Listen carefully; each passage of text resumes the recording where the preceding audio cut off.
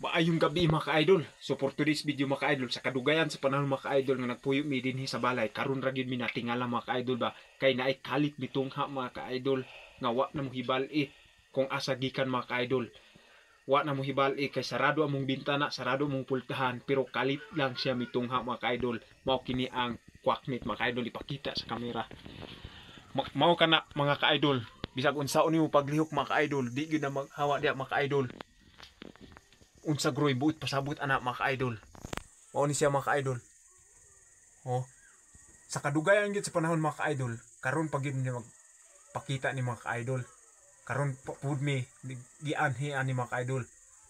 So natingala mi mga ka-idol nga murag mahadlok mi mga ka-idol.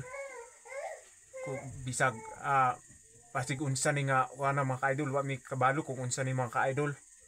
So kalit ra gyud mitungha mga ka-idol, wa na mohibal mga ka-idol. Unsa groy buot ipasabot ni ana.